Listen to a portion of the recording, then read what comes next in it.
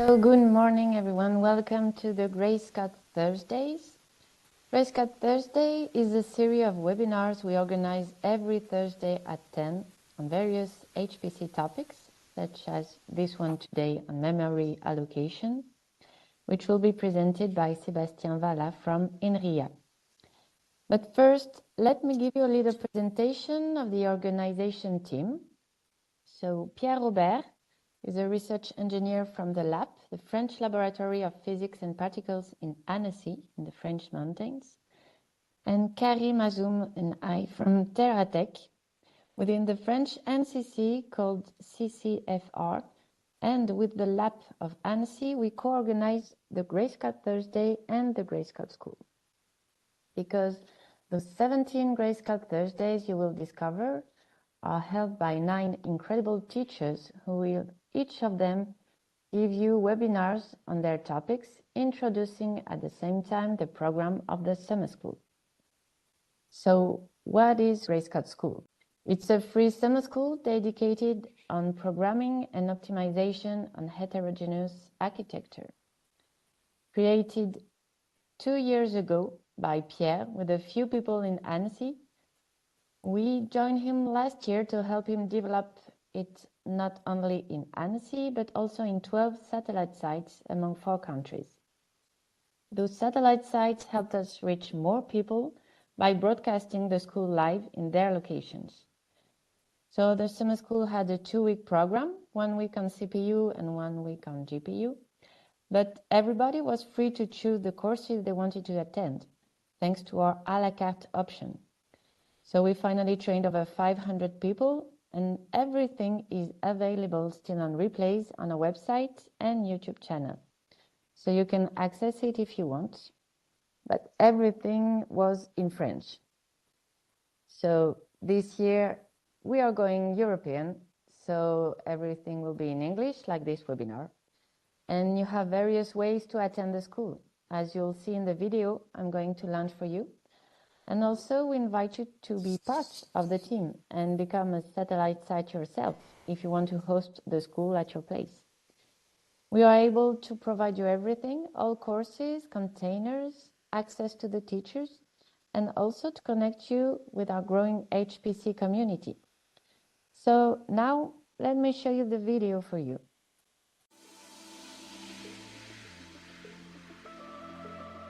Do you sometimes feel limited by your resources or unsure how to maximize the potential of your HPC resources? Imagine a place where collaboration, creativity, and learning converge with high-performance computing. Welcome to Grey Scott School 2025, Europe's leading summer school for HPC. Taking place from June 23rd to July 4th. Over 2 weeks, students, academics, and industry professionals from across Europe will explore the frontiers of programming while building a vibrant community. Together, we'll discuss programming and optimization on heterogeneous architectures, highlighting their respective characteristics and limitations. You'll have a unique opportunity to explore generic optimization methods, as well as the latest technologies and languages for achieving optimal performance. The school is free and open to everyone, and you can participate in person in Annecy, France, with the teachers, at one of our satellite sites in Europe, or online via our live streaming. You can choose from an intensive program or a la carte courses to develop your skills at your own pace.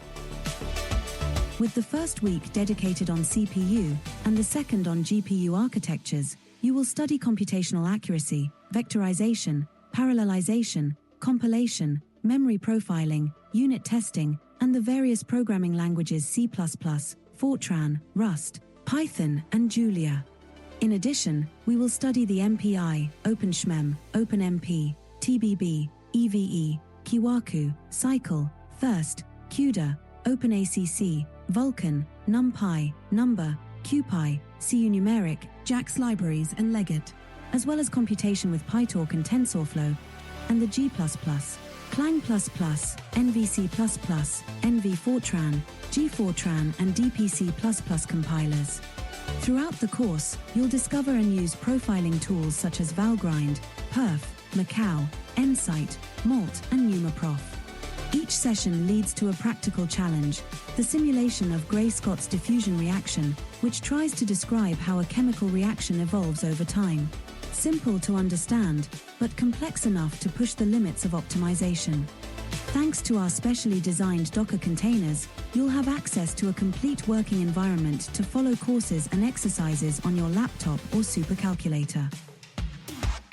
Throughout the program, you'll be guided by a dozen expert instructors, leaders in the field of programming and HPC. You'll have the opportunity to ask questions and chat with them live on Discord, so you can tailor your learning to your needs. Join our growing community of over 500 users to find answers, exchange ideas, take on challenges together, and build bonds that will last well beyond the program. You can also join the Gray-Scott School European network of satellite sites, not only to attend the courses, but why not become a satellite site yourself and host the school in your location? You just need to provide a room, a contact person, and access to computing resources. We'll provide courses, tools, and Docker containers for a seamless learning experience.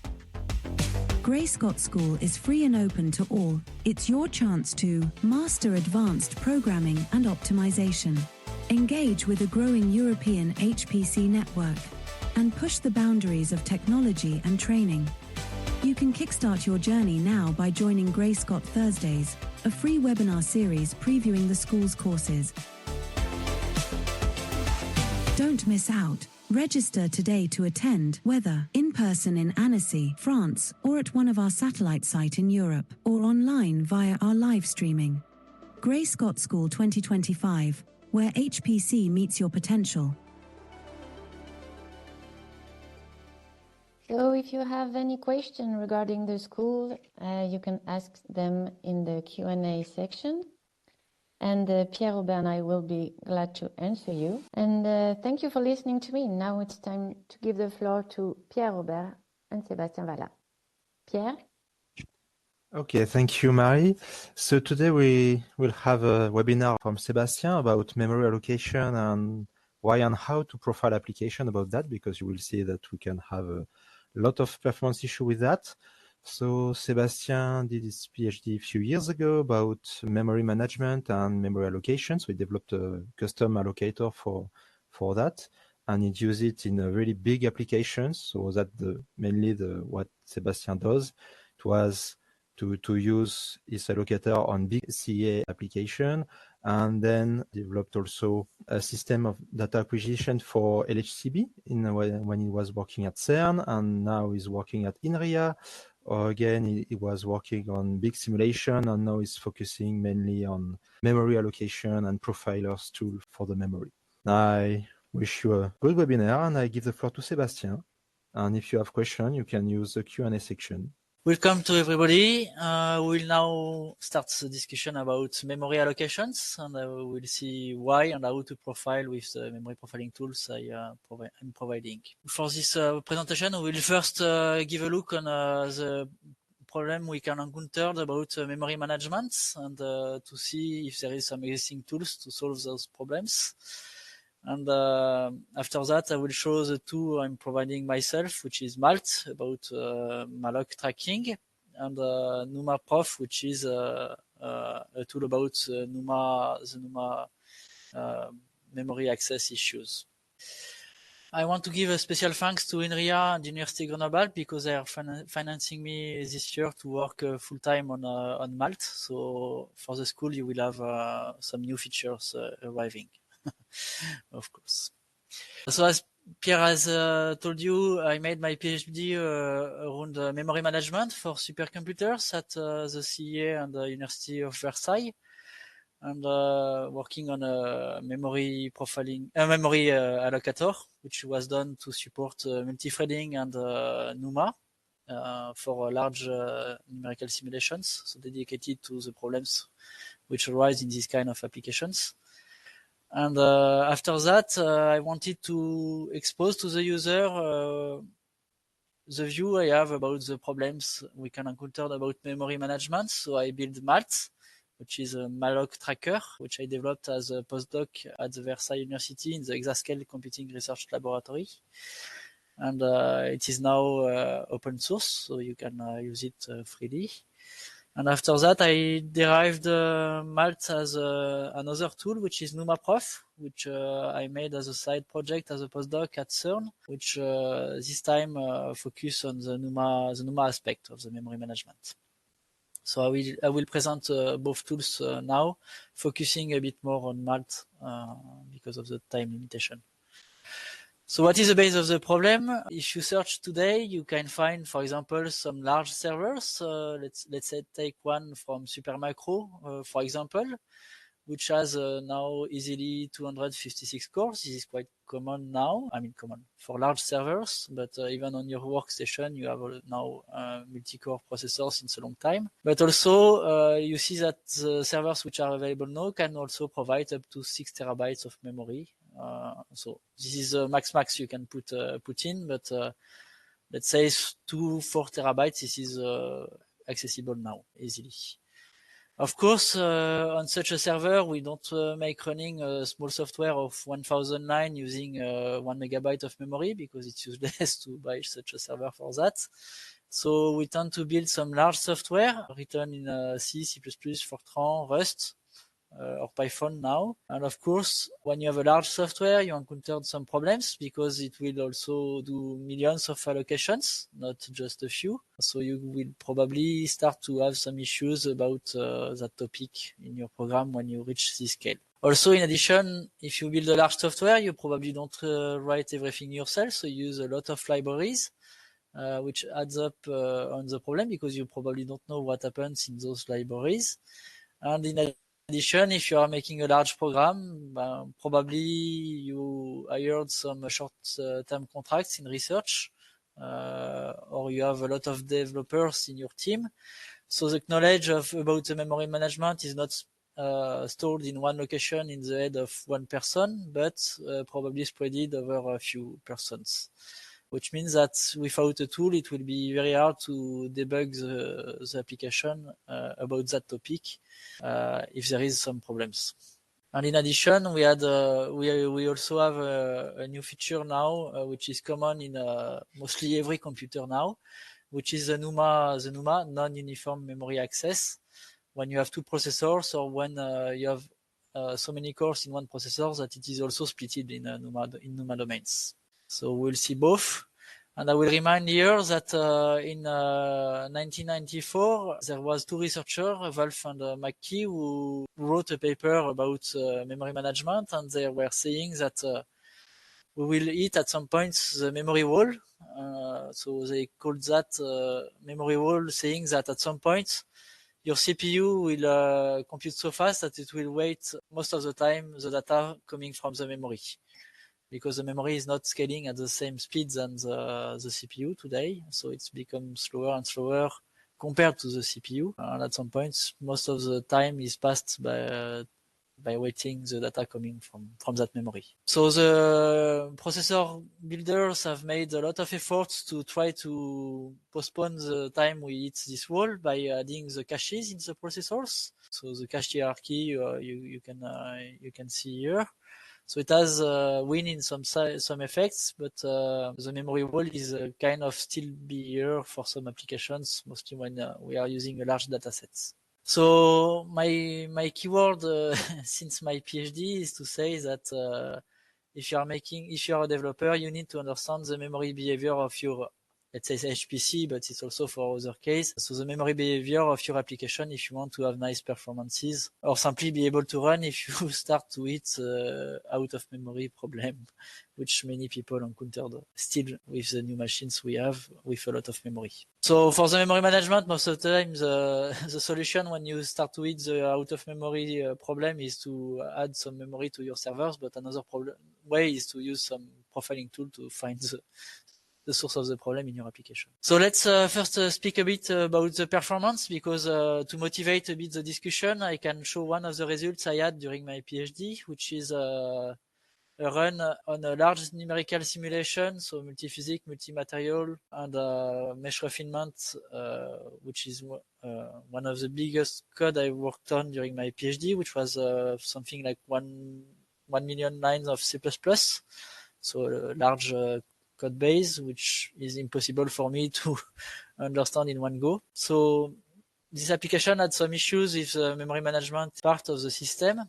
And we can see here, my first work was to try to compare several memory allocators which were available at that time. So the glibc, which is a Linux default memory allocator, gmalloc, which is a parallel memory allocator, which is one of the best one today, and tcmalloc, which is the memory allocator developed by Google. So gmalloc is now handled by Facebook. And we see that with those two in principle best memory allocators, the performance of the application degrades up to 35%.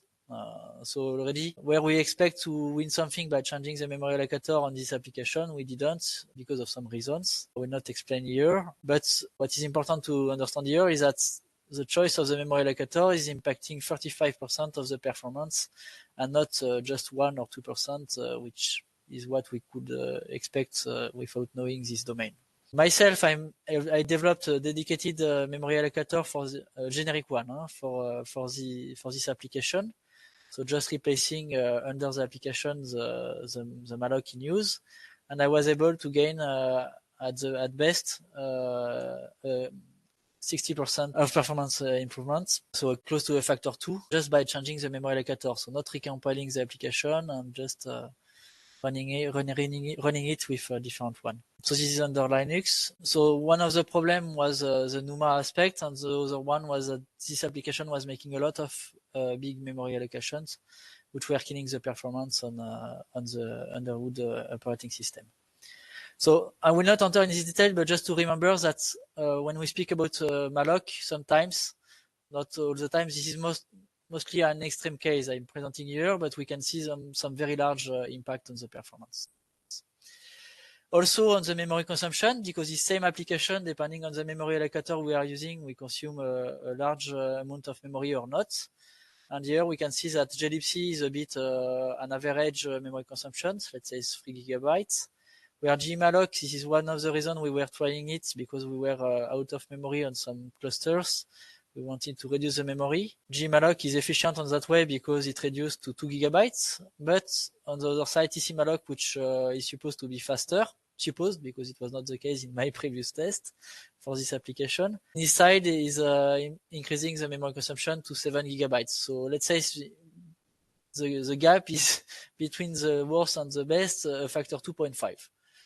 In terms of memory consumption. So let's say that some applications are still having some big issues on that topic today. So I will not discuss the reason of those large gaps, but saying that to understand what happened in this kind of problems, we need some tools to look at the app, which I would have been happy to have when I was making my PhD. So I first developed Malt, which is meaning malloc tracker, to track all the mallocs in an application and to report them with a nice graphical view. So the idea is to remark that we have, for the time profiling, we have some nice tools. Let's say Valgrind and vtune, for example, under Linux. But for memory usage, we have mostly nothing except Malt, at least for the open source community. So for the problems I wanted to attack, the first one is the lack of memory resources. So if you enter in the problem of out of memory, you want to know at the peak time where your memory is consumed in the application, and possibly the performance impact to understand a bit more. If you are making millions of allocation, where are they? What are their properties, and what can impact the performance of your application depending on the allocator you have Underwood. Possibly also it helps a bit, even if it's not the top topic of Malt, it helps a bit to understand the memory layout, which is triggered by the sizes of the allocation you are making in your application. So the goal of the graphical interface will be to point where the memory is allocated. I mean, in your source code, this is what you understand as a developer. I want to show what are the properties of the allocated chunk, so the sizes, the lifetime, etc. Possibly to point what, at least to detect the bad allocation patterns, which can hit the performance. or the memory consumption. I want to show the leaks. Here there is already some existing tools, but I can have these properties in Malt also. And I want to show the memory used by global variables and thread local storages, which is oftenly used by Fortran applications. This is mostly where the problem stands. TLS also, this is probably the unique tool which is reporting the memory used by TLS. At least one I know. So let's take an example of code to show the list of problems which can arise with just a simple example. So the first problem you can have is global variables. For example, you can have a global variable which for some reasons take a few gigabytes and you forgot. I already seen that in a real code during a meeting, and one of the PhD students side me had some troubles to run on his cluster, and we passed Malt, and one of the reasons was because he, for some test, grown a variable to a few gigabytes and forgot to reduce it after that, and forgot it for years, and at some point it was making a limitation for him to run on clusters. So let's say that we can detect this with Malt. Of course, we can also call some libraries in our application, and probably this library is making some memory allocation we don't know. So we can call this indirect allocations. Malt is also tracking them and showing them to you. We can have some leaks here because I'm making a new allocation without having any delete at the end. So this Valgrind is already reporting it, but Malt is showing it easily, probably in an easier way.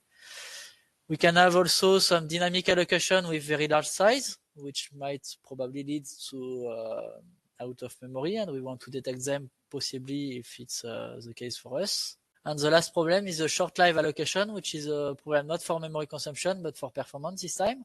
If we allocate a buffer, make a very quick computation and then freeing the buffer in a loop. So if this loop is done once or twice, it's fine. But if this loop is done millions of times, we have millions of short life allocation, which probably means that we will have a cost on the performance due to the memory allocator, especially if the size is big. So if you have some problems with memory like this, the first thing you can try to use is Valgrind. For the memory leaks, you have memcheck, which is a nice tool for the memory checking. But if you are searching about an out-of-memory problem, you have a single tool, which is Massif, which is presented here, which I don't know a lot of people using it, but it's nicely presented, and most of the time answer the basic questions about your application. Problem of Massif, it's using a kind of snapshotting approach. So every, let's say, 1,000 mallocs, it will dump the list of stacks associated to the mallocs. The problem is that it can probably miss the peak if it arises between the two snapshots. So this tool is nice, but not perfect. And in addition, there is a problem today. Valgrind does not support threads, or at least it supports them, but it serializes them, which means that your application will become very, very slow if it's a parallel application. So it's not the right tool for a code which is using threads, let's say. On the other side, you have Google App Profiler, which comes with Decimalloc. So not coming with a nice graphical interface. It's a kind of just dumping a call tree annotated as an image. Personally, I never understood anything with on real application with that, but I know some people succeeded. So some people are happy with this tool. So I present it here, even if I found it a bit really limited for a large code base. On the other side, there is IBM and Parasoft, which has two tools, which is Purify++ for IBM and Ensure++ for Parasoft. Those tools are commercial, so they clearly answer the question in a nice way. So the problem is that so first we need to pay for them. So for academics, this is most of the time a limitation. And one of them is limited on Windows. I think it's Purify. I forget which one of them. One of the two is limited on Windows. The other one is working on both. But in the cases, both are quite very old tools in some ways. So the graphical interface is a bit taking some age now. But even if it's some nice tools to answer the questions. Otherwise, there is in Visual Studio Ultimate Edition, there is a memory profiling tool also. So again, on Windows, Visual Studio, not VS Code. This tool is also nice, but again, limited to the Ultimate Edition and limited to Windows. So you need to pay a lot to get it, and it's not available for free software. So what I wanted to provide on my side, so I wanted to take the same approach than the couple Valgrind and Kakashgrind, because I found it very interesting for the performance analysis. So I want to provide the same goal. So a tool to profile and a graphical interface to navigate in the profile just the same way than Kakashgrind. So the goal is to map the allocation on the source lines. So opposite to many tools, I will take the source code as the core part around where the metrics are presented. And I will present for the memory consumption 2 metrics, the memory leaks. So what are the leaks at the end of the application? And I have a dedicated algorithm which is a bit unique in the tools available, which is detecting the memory peak and what functions have memory allocated at that peak exactly. So not with snapshots opposite to massif. So if you have an out of memory problem, Malt is the right tool to find your issue. For the performance, I will give some counters, which is the number of allocations you are making, because if you are making millions or even billions, which I see sometimes, it's probably that the malloc start to be a performance problem in your application. The sizes you're allocating, so minimal, average, and maximum sizes, it permits to understand the dynamic of your application. Are you making a lot of small allocation or a lot of big one, or just a few big one and something average? Because depending on that, you can understand if there is some performance. Before, there are problems of the short life allocation, so I present the lifetime of the allocation which are done on every line. So again, minimum, average, and maximum lifetime to find the short life allocation easily. Or detects that all the allocations are allocated for long enough, so it's fine to pay the price to get it. So in Malt, this is a profiling tool, so not a tracing tool. So I will instrument the application at runtime to map the metrics over two domains. So first I will take all the memory allocations which are done and project them over time and building a time profile. So we will have some timelines in the tool.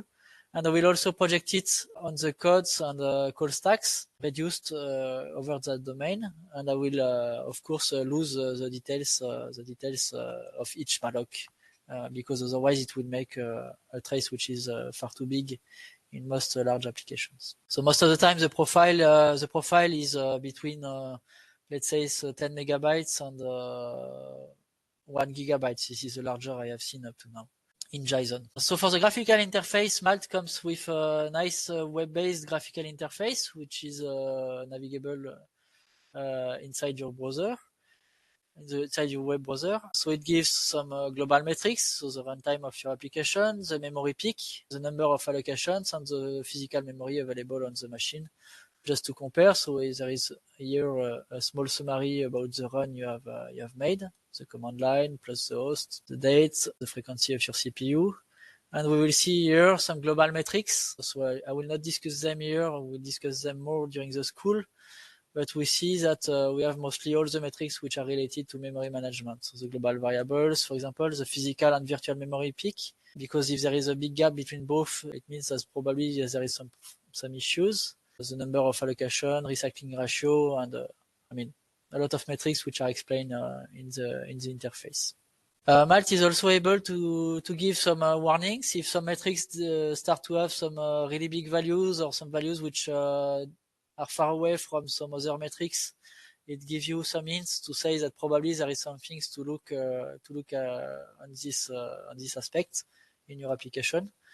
Those warnings are not perfect, but at least they are there in some cases. So I try to put my knowledge there. Malt is also showing you the distribution of the mallocs over the threads. So in terms of calls or in terms of time passed in the allocation. So you will have all the functions which are instrumented by malloc. You see here that I'm following everything except mmap and mmap, which is a work ongoing.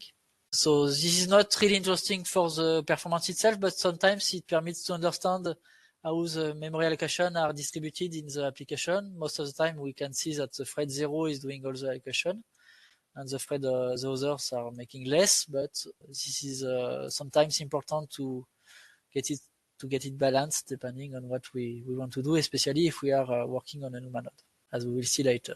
The most important view of Malt is the source annotation view, which is here, so a bit like your IDE.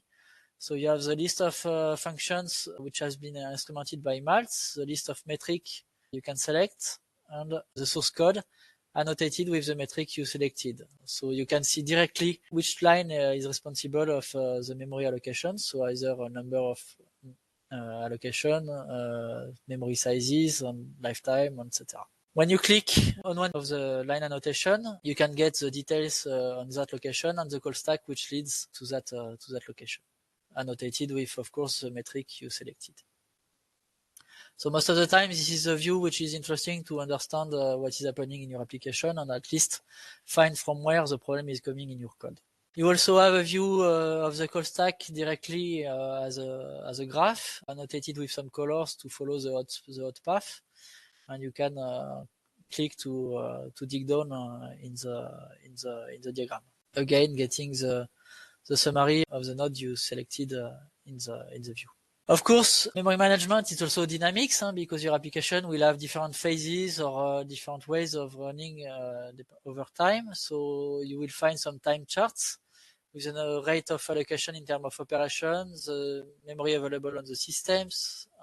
You have something like 12 charts available about dynamics. I will not show all of them here.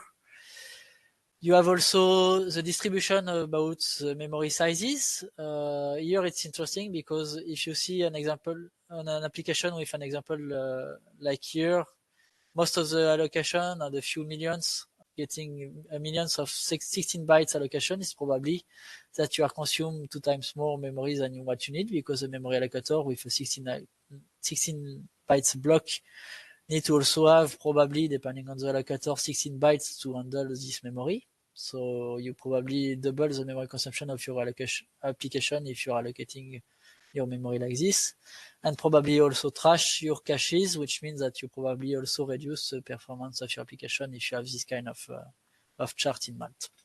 Here it's on a real case.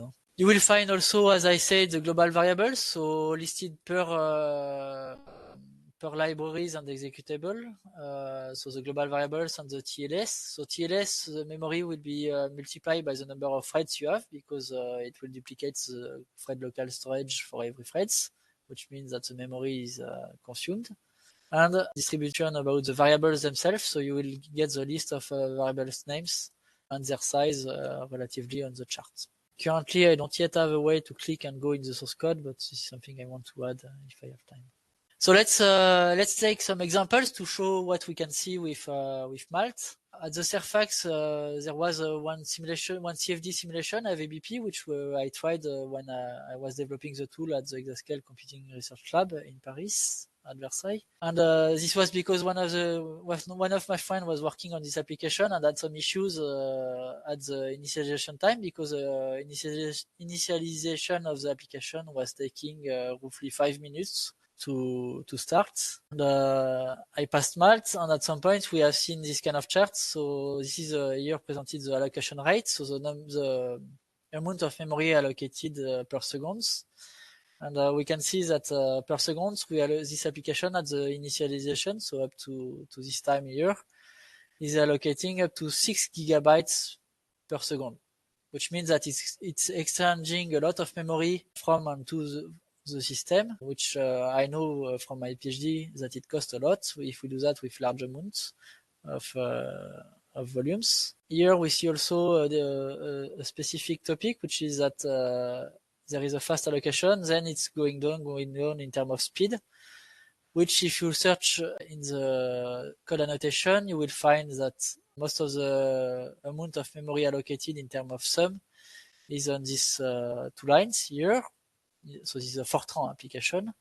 And here we see that we allocate a temporary variable, we copy an array inside this variable, and we deallocate the previous array.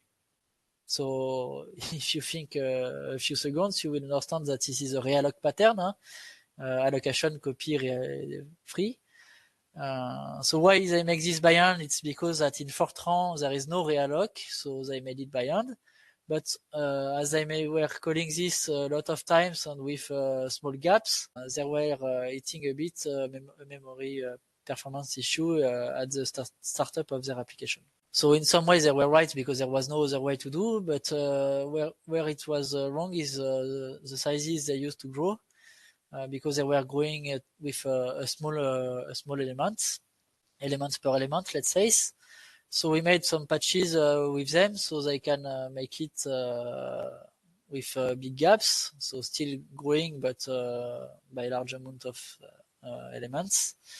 And we reduced the initialization time from I think it was 5 minutes to 20 seconds, something like this. So something very nice. So let's say that Malt is sometimes able to help gaining performance on the application, not only reduce memory consumption of the code. We can show also again for the performance this YELS2 application. This is one of the applications I was showing you the size distribution chart before. So the 16 bytes allocation. And this application, I was testing it while I was developing the tool. While it was not fresh at that time. And at some point, I was searching why this application is making so many 16 bytes allocation.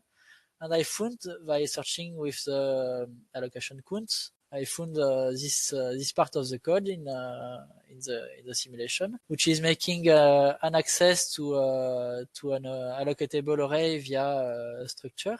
But when I was developing the tool, I was really surprised because this line, in principle, it's just accessing a member which is already allocated, so it should not make some memory allocation because there is no malloc on this line.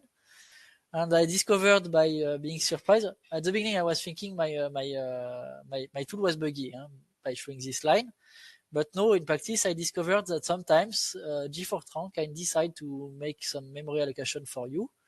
And in this case, it's the case. I mean, it was at least in the past. And so Malt was able to show you that even the compiler sometimes can generate some allocation for you. It's also the case when you are using the auto keyword badly in C++, so you can find some surprises in your code. Here it was not a real performance impact, but I mean a few percent, but still this is something which was hidden to the view to the developers before having the tool. You can find also with Malt, you can search with the metric minimum size, you can find all the 1 byte allocation, so most of the application have sums. If it's sums, it's fine, but if you start to have millions of 1 byte allocation, it's probably that you have something broken in your code, or at least something which could be improved. So I made this line more for the fun because this is 1 byte allocation. Most of the time, this is, I mean, there is just a few, but there is always sums in a code. This is what I see with Malt. So how to use Malt? First, you need to compile your application with debug symbols -g, so I can get back to the source code. Otherwise, Malt is still able to work, but you will not be able to annotate the source code because I cannot come back to the source lines from the binary. Then you just run Malt as you would have done with Valgrind, so malt./myprogram. And it will produce a JSON file as an output.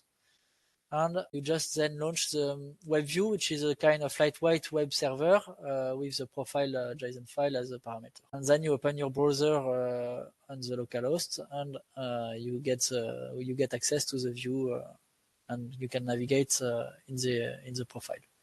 The good point with this web view is that when you are working remotely on a cluster with Valgrind, you have two ways. Either you copy back the profile in your local station, but you don't have access to the same version of the source code or the library's code, which is installed on your cluster.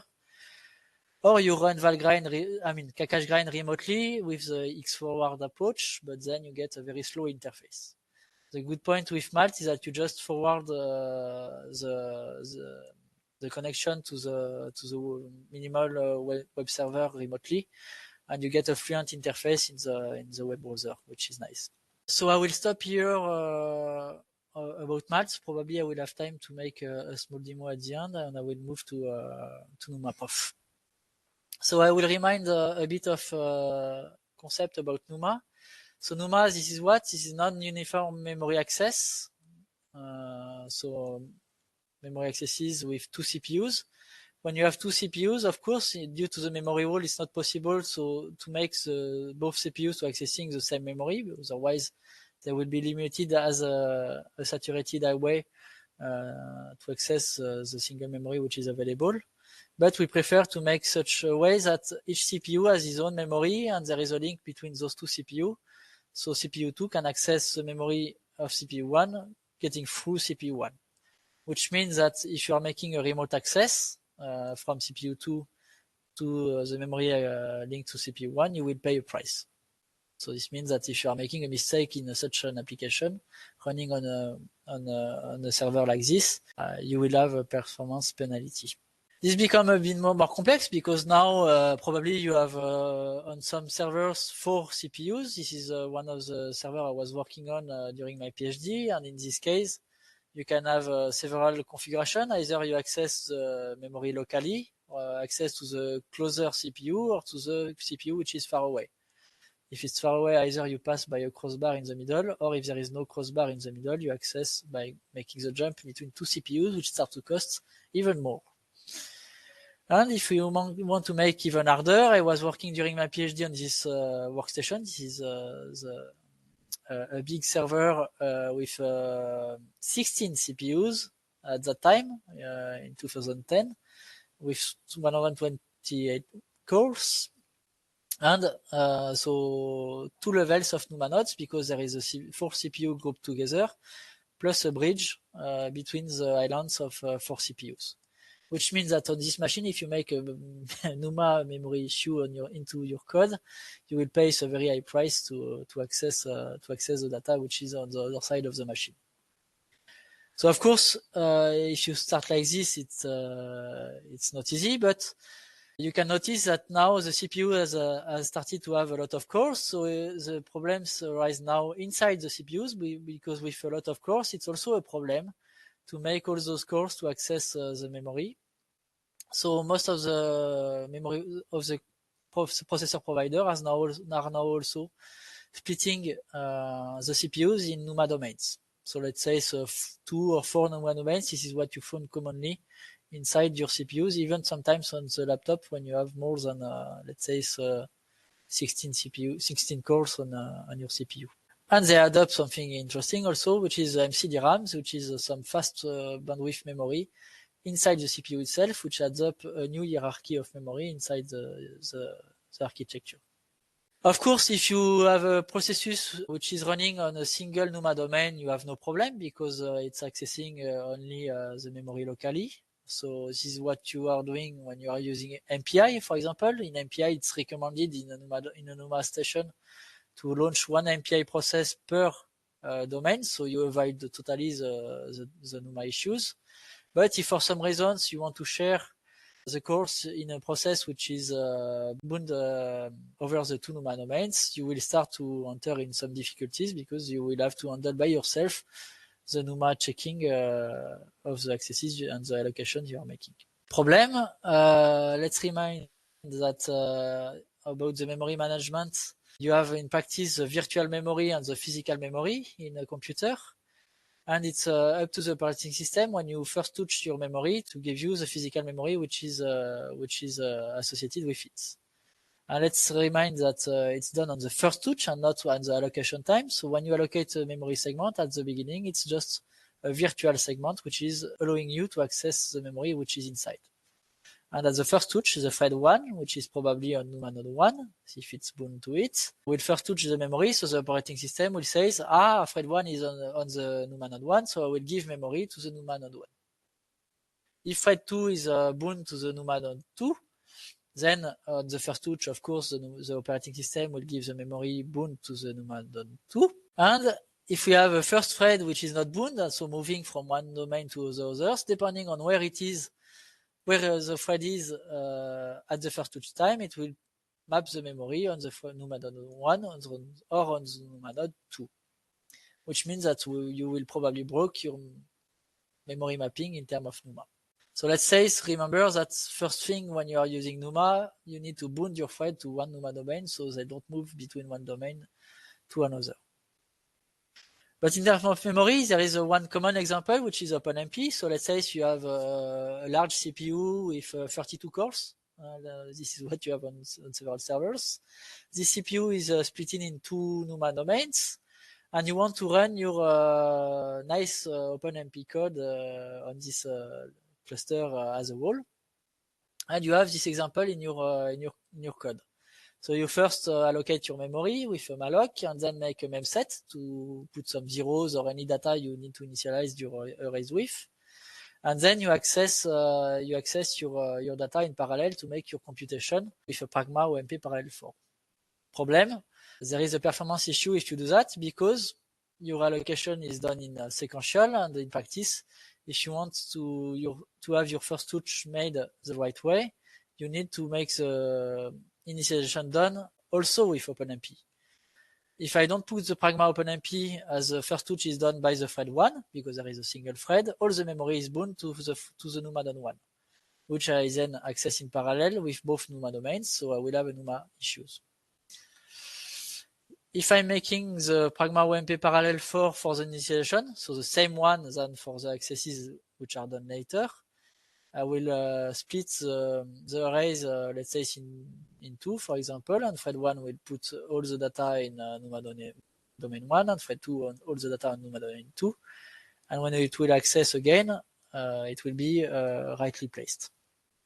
Let's say that this simple mistake of forgetting the Pragma OMP Parallel 4 at the initialization time is quite common because it's not so easy to see that we make the mistake. And the price is quite high because this exactly the example on the top. If we make this on a standard cluster, a standard server we have today, we can see that the gap is more than a factor 2, which is quite a high price for just one line forgotten at the initialization at the init time. So the question is now, if I make such a mistake in an application, which can arise easily, you can admit, how I can detect it. So I got a friend of mine, Otman Bouizi, which was at that time working at Intel, which was asking the question to me and asking if we can detect where the remote memory accesses are done. So I want to detect the remote memory accesses, where they are done, and we can try to find which memory allocation contains the issue to find the source of the problem, if it's the malloc itself or the first touch, which is badly done. We can also expect to have a tool which permits to also follow the memory accesses to the MCDRAM, so the fast bandwidth memory which is inside the CPU if we have one. So to track all the memory accesses done by the CPU.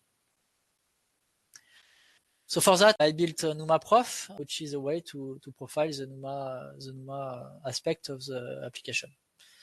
So NumaProf is taking back exactly the same approach than Malt. So in practice, it inherits part of the code from it. So there is a web interface, there is a source annotation, and some global metrics. The instrumentation is based on PinTool, which is a binary instrumentation tool developed by Intel. So it's currently working only on x86 64 architecture. But it permits me to instrument all the memory allocations, still being parallel opposite to Valgrind, which I could have used also for this tool. The difficulty I will skip here. So the metrics I want to expose with NumaProf is the number of remote memory accesses you are making. So the one you want to track if you make a mistake. the local one to check that your accesses are correct, the MCDRAM accesses to check that you effectively access to the MCDRAM if you told it, because sometimes you think you make it.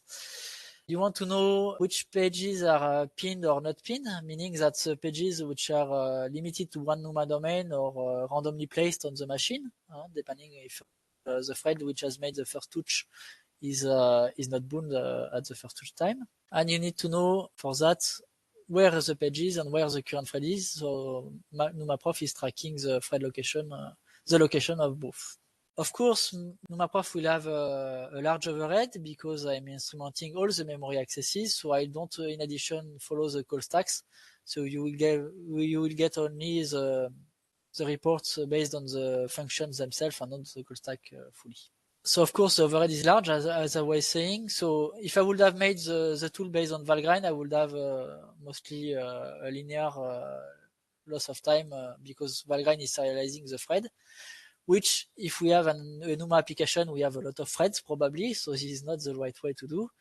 But NumaProf, as it's using a pin tool for the instrumentation, I'm now able to have, with 256 threads, a 60x overhead on a Knight landing architecture, which is a lot, but quite acceptable for what I'm tracking in the tool. It has already required a lot of efforts to get such a low overhead. So it means that in practice with NumaProf, it's probably recommended to run a small case and not the large cases you have on your application to get something which stays in a decent amount of time to run. Let's show some examples of the graphical interface. So first you will get some global summary. So the first touch, are they pinned or unpinned, meaning that the threads are bound when they're accessing the memory. Are the memory access local, remote, with pages which are not bound, threads which are not bound, or both, or accessing to the MCDRAM. You will also get the access matrix. So access matrix is meaning that NUMA node 0 is accessing to NUMA node 0 or NUMA node 1 to NUMA node 1. And ideally, here you should see a diagonal if everything is nicely done in your application. You will also get the number of pages allocated on every domain, so to see if the memory is allocated in a balanced way or if there is more memory allocated on one domain, which can probably show some issues.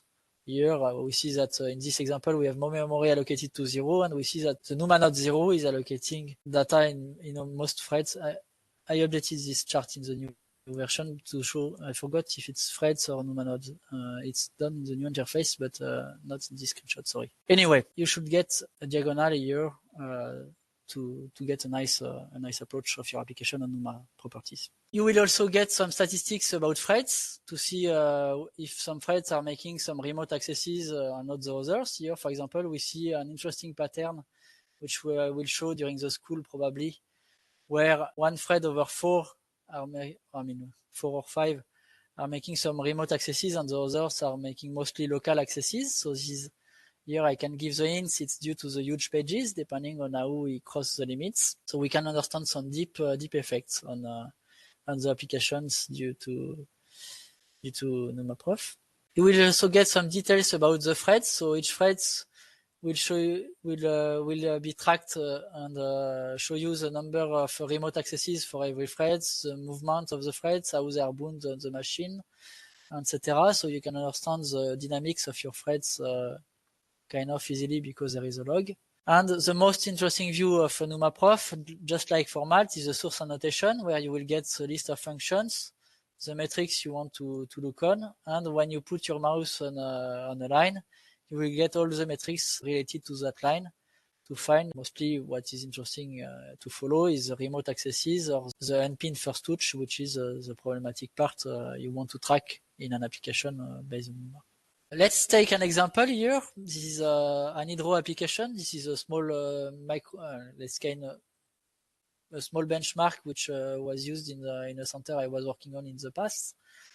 And I wanted to run this benchmark on a Knight landing CPU, so with 4 NUMA nodes. And first run, NumaProf was showing this thing. 26% of the accesses were locally and 64% were remote accesses. When running on MCD RAM, it was effectively accessing to the MCD RAM, but still having a lot of remote accesses, which is not good, and probably showing some effects which were badly done in the code. Again, if we look on the access matrix, we have this. We access from the thread, so thread 3 is accessing mostly memory from NUMA domain 0 and NUMA domain 4. So 4, this is a kernel here on the right. On the left, this is CPU only. And we see that we don't have the diagonal we expect. If where the problem is coming from, it's coming from that line. So the remote accesses with the matrix, we directly found that the remote accesses are made here. So we can follow what is inside this code, and in practice, we will find something like this. Inside this new title, there is a loop like this, which is a Pragma OMP parallel 4, which is a schedule, and in practice, it's accessing a single tile. Let's show the problem. The problem is coming from the allocation itself, because if you search for the origin of the allocations, there is the thread buffers which are allocating the elements which were the tiles which were accessing before. We allocate for every thread, we allocate one thread buffer, but this allocation is done in sequential during the initialization of the application, which means this is exact same problem I was showing you with a simple example in OpenMP, because here all the memory of the matrices are allocated in the NUMA domain 1. So the solution is just to make the memory allocation in parallel. So we create a parallel section and we create the threads. Now we allocate the thread buffers for every thread in a dedicated thread. So mapping the memory at the right location. If we just change this in its step like this, we now get a diagonal like we expected. And a gain of 18% of the performance, reduction of the time of 18% before and after. Let's say that this example has been treated in 1 day, where it's a code of, I think it's 10,009, something like this, which I didn't know before. So in 1 day, we were able to find what is the problem in the application and to reduce this performance bottleneck. Conclusion, memory is not trivial in large programs, mostly for the memory management, but for the NUMA part, we have seen that even in small programs, there can be some issues which are hard to detect and to understand. So we need to take into account this aspect when we are making the optimization. Let's say like that also tiny mistakes can cost also a lot, as we have seen before. Just forgetting one line at the beginning, a Pragma OpenMP at the init step of your application when you allocate the memory can reduce the performance up to, let's say, 20% for a real application or a factor 2 for a small benchmark. And the problem is that this tiny mistake at the initialization step can have a cost for the full rest of the application. So it's nice to have some tools to get a view on what is happening on your application. So we'll stop here for presenting the tools, and I will move to questions. Okay, thank you, Sébastien. We have now a couple of questions from Fins, for example. Does Malt works with MKL malloc free and FFTW malloc? So if you are using a dedicated allocator in your application, you need to give some options to Malt to wrap them. I can show in the documentation. So if you have a custom memory allocator, you need to use this option, --wrap or --wrap prefix. So for example, if you use gmalloc in your application, you probably want to, if you have named the allocator not malloc, you need to use --wrap g underscore. So all the g underscore malloc, g underscore free, g underscore realloc will be also analyzed by Malt. If you are using the MKL, I forgot if the MKL has its own allocator or is replacing the default memory allocator. If it's replacing one, it's taken by default. If it's replacing it, you need to use exactly the same semantic with the wrap prefix parameter. From Kevin, I tried using Malt a few months ago, but it worked well on a local machine, but I never managed to compile it on a supercomputer. I remember CMake telling to deactivate WebView, but neither the configure script or the docs say anything about that. Or maybe you update the docs since. Was it just me not paying attention, or is it meant to be used only on local computer? I think it's, yeah, you can use on supercomputer. So you can use it on supercomputers. Of course, probably you had an issue on your calculator because you didn't have Node.js, which is used by the graphical interface. Probably I forgot to deactivate it when it's not there, so I need to look on. This is a bug. Clearly, this is not normal. But in principle, you should be able to compile it, yes. Thanks for reporting the problem. Okay, exactly. No Node.js on login node. Yeah. On Adastra, yeah, so that was a Node.js problem, okay. Yeah, so you can deactivate. Otherwise, Node.js is quite easy to compile, but I need to look because normally there is the option to deactivate it, but I probably has made a mistake. So thanks for reporting. Okay, so there is no other question for now. So I can probably make a small demo. Yeah, you have time for a demo. So I have time for a demo. So here I have a small example of code for Malt. So this is a basic C++ file with some mallocs. So various mallocs pattern. I just play with mallocs in loops, in parallel, etc. So I will just compile this program and run it. I just think I forgot -f_p. So I just compile Malt. So the program. So the important thing is to get -g. -0 is not required most of the time. You can see the stacks quite easily with even O3. But if you want to have more details due to the inlining, probably you need to activate also 0. There is one feature of Malt which required -f instrument functions. I will show you that I can instrument also with Malt the stack memory. To follow the stack memory, I need to have this option activated.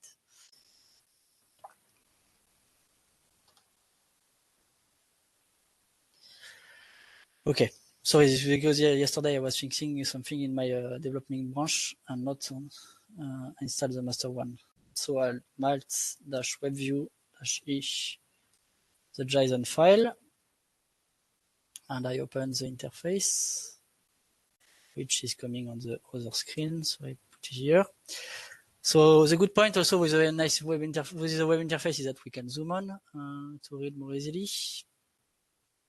Maybe too much. So here, as I was saying, there is the global metrics, so the runtime, the memory peak, the allocation count, the memory of the workstation I'm using, some global summary about the run, the global metrics here with some warnings. So the warnings you can put your mouse on and you will get a sentence which explain why. And you will get, I didn't show during the presentation, the top 5 function on the top metrics. So the allocation count, which function is doing most of the allocation in your application, the top 5.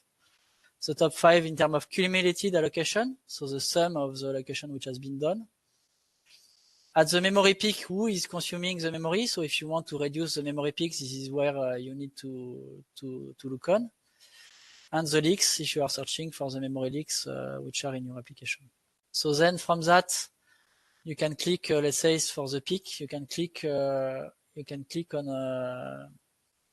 the link and you get to the source annotation. And here, at the peak time, I have an allocation of 1 megabyte here, which is the biggest allocation in the code during the run. This is a small application, and I can click here and get the call stack which leaded to this location. So here a very simple call stack. I got on the left the list of function with the inclusive or exclusive cost depending on how I want to observe the cost, just like in Kakash Grind. You can select the thing in percentage if you want to prefer the relative values, and you can select all the metrics which are available in the tool. So let's search for the allocated mem. So the sum of all the allocation, allocated count, you will have all the counters about allocation. So here I'm making 1 allocation. Here it's recursive, so I will have 88 allocations. Notice also that there is a gradient of colors on the bubbles, showing from red to blue depending on the hotspot you are searching for. Here, for example, in red, most of the allocations are done here. This is a realloc, which is in a loop. In terms of other views, you can get the view over the threads, so how the allocations are distributed over threads. Here, the thread 0 is making most of the job, as usual in applications. You can get the call tree. So here, depending on which metric I selected, again, I can search for the global peak. So for the global peak, I'm going to test peak, which is where the problem is. 1 megabyte is allocated at this location.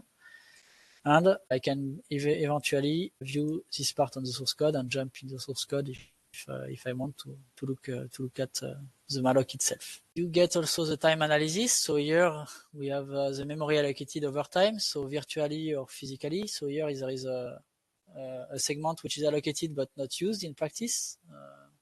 So I can look on the rest. The physical memory is huge because I don't allocate a lot of segments. And in practice, I have, in terms of requested memory, this is what is allocated by malloc itself. So requested by the user, where physical and memory and virtual consider everything which is in the application, even what is called directly with mmap, the call stacks and the executable and the libraries themselves. Here we can see that there is a peak. We can see the number of chunks over time, how it evolves. We can see the allocation rates.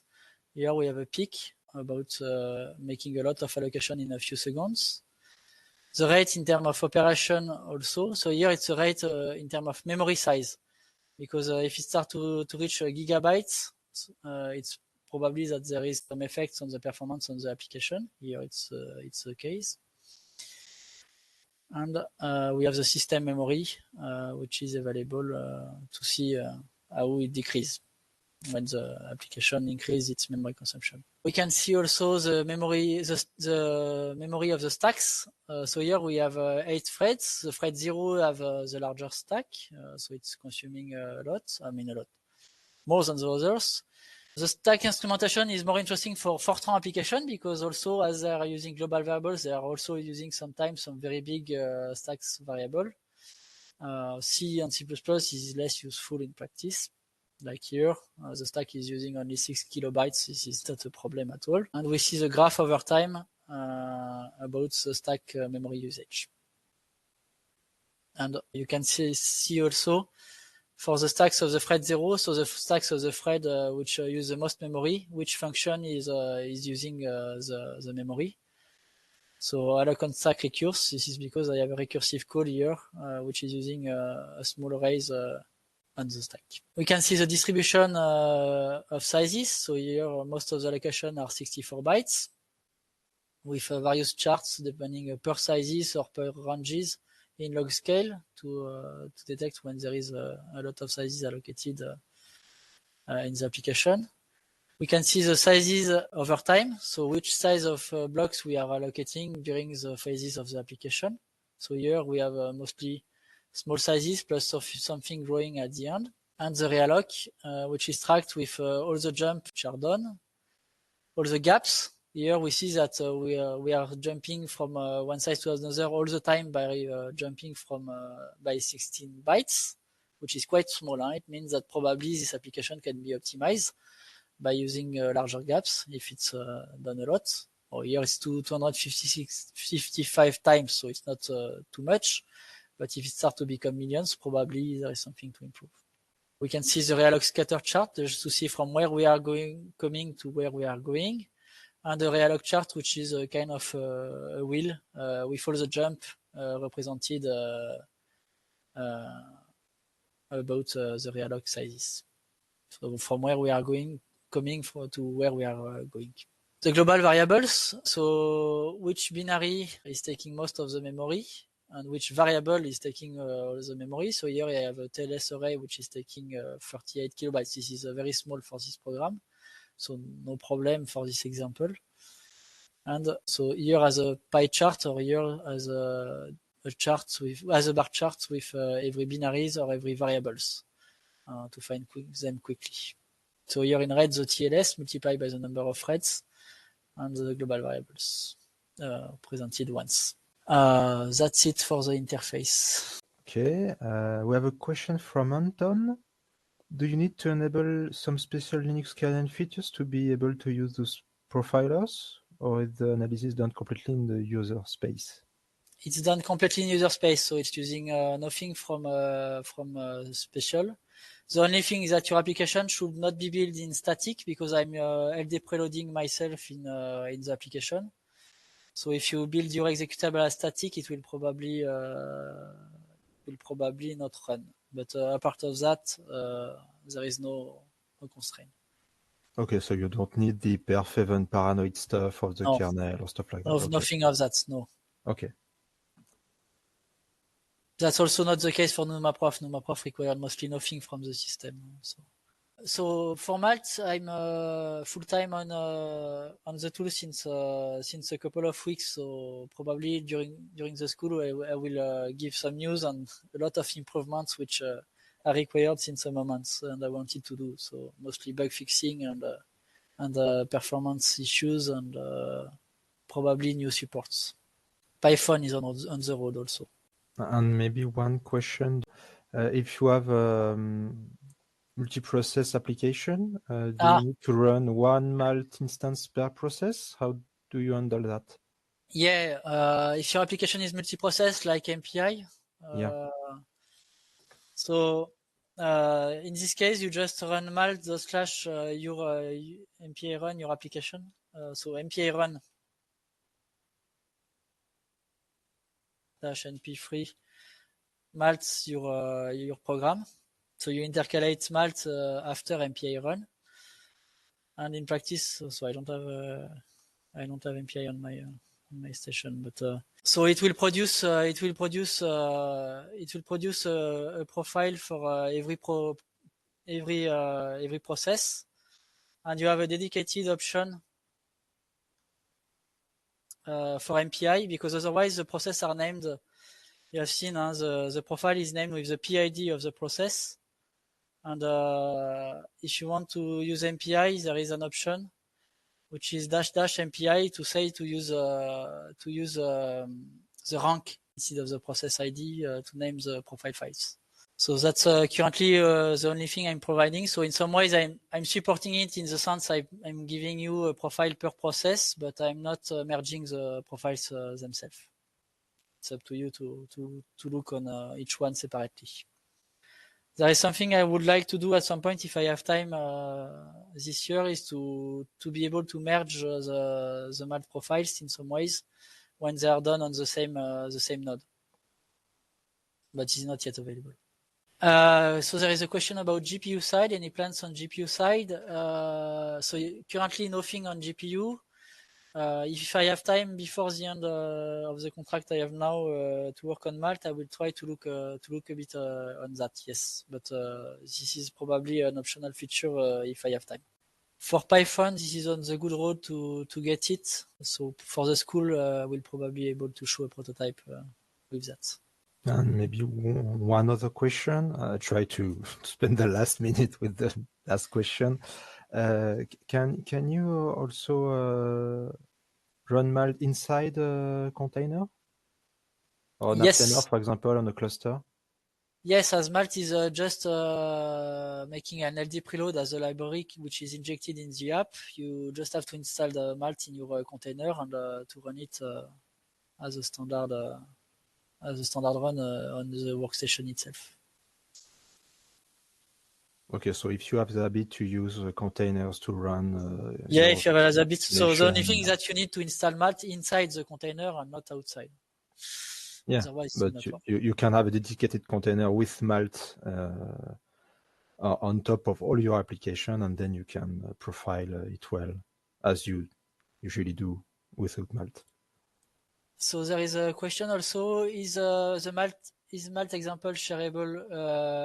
Yes, there is an example inside the sources of Malt, directly the one I'm using, which is inside src lib test. So here there is a few examples. I'm currently adding, but it's not yet in the public repo. some examples directly, an example directory inside Malt, and I'm building some tutorials. So it's not yet available, but it will come in the coming months. So the goal also this year is to improve the documentation and to give some hints on how to use the tool in many contexts, and to pinpoint the different problems with some examples that can be shown by Malt. This is in my goal this year. So this is why I want to thank for the financement I have this year about that. A part of that, the question was about the documentation, so I need to update it. On the website, you have all the man page. You have the man pages, and you have all the man pages which are available in doc. You can also do man once you have installed Malt. So the command itself, the web view. Malt has a lot of configurations. There is a lot of options if you want to play with. You can also, one thing, sometimes you want to kill your application before the end, or also because your application never ends. It arises once when I was developing in a company. You can say when you want to dump, to send the signal to Malt, so SIG user 2, for example, or SIG user 1, to dump the profile at a dedicated time. You can also dump after a few seconds. You can give, 1 minute and say to dump after that time the profile. After that, the application continue without being instrumented. I want to add one option also is to dump when the nodes has not any more memory. So this is for the out of memory problem. I want to be able to give an option like this to say that when the node is full at 95%, I want to dump the profile. This will be done in the coming weeks, probably. So thank you everybody for joining us. Okay, we get a lot of thanks in the chat. So yes, that's definitely the time to stop. Okay, so thank you everyone for joining us today. Next week we will talk about C++ parallelism with a lot of features in the compiler. So don't miss it. And thanks for coming today. Have a good day and see you next week.